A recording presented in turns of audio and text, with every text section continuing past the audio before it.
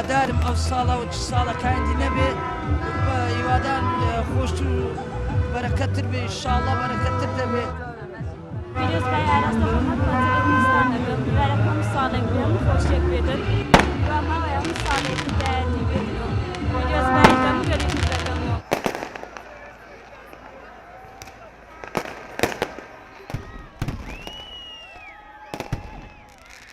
ساڵی نوێ پیرۆز دەکەم لە تەواوی هەموو کوردستان هەر چوار پەردەستان هیوادارم ساڵی نوێ کورد یەک ئیرادە و یەک ئامانجی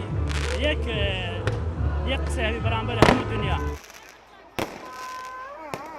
ئاواتی من ئەوە بوو کا بگەشمام ئاسا ئێستا لەم ئاسا بە دڵخۆشی ماینەوە و لە کوردستانی خۆش و هیچ کێشەمان نەبێتن وە کێشەمان نەبووە هەتاکو ئێستا وە زۆر زۆر دڵخۆشە.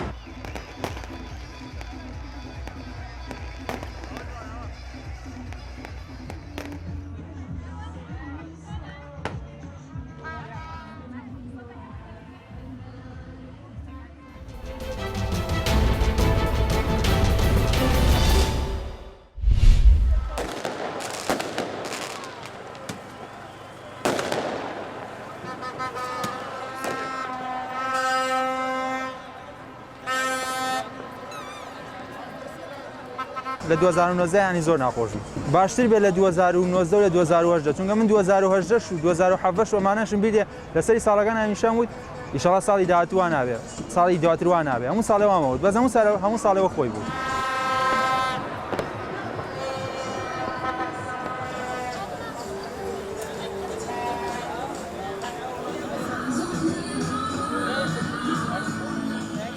هیوادارم لە 2020 ساڵەکان نمکە بۆن بۆ هەموو خەڵکی کوردستان بەرەو باشتر بڕا لە هەموو بوارەکانە.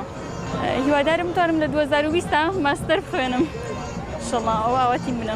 بۆ خەڵکی کوردستان هیوادارم خەڵکی کوردستان هەمویان دڵخۆش بن بگەن بە ئاواتەکانیان چاکسازی بکرێت لە هەموو بوارەکانی کەرتی بەتایبەتی کەرتی پەروەردە کەرتی ئابووری کەرتی پیشەسازی چونکەمانە زۆر زۆر گرنگە لە ئێستاە بۆ ئێمە.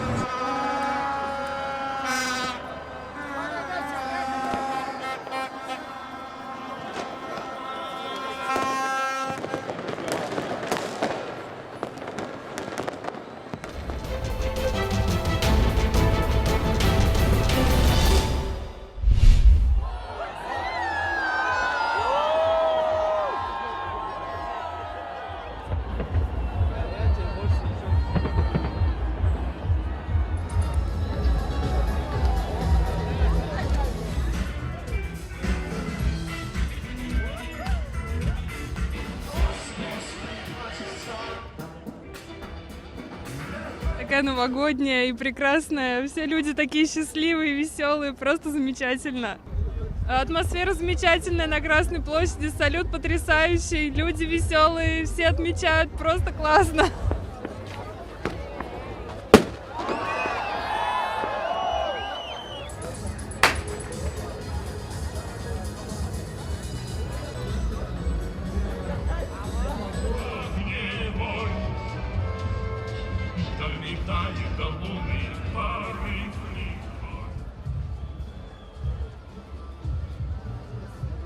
بەری 30 ساڵ دەرباسی رووسیای بوون دەرباسی مۆسکۆڤی بوون ماڵبەت هەمی ورا وەک جەژنەکە هەمدنیای مەزن ددن دەرباسکردنێ ئەم باوەرن کو کوردستانی داژە ئازایی هەوە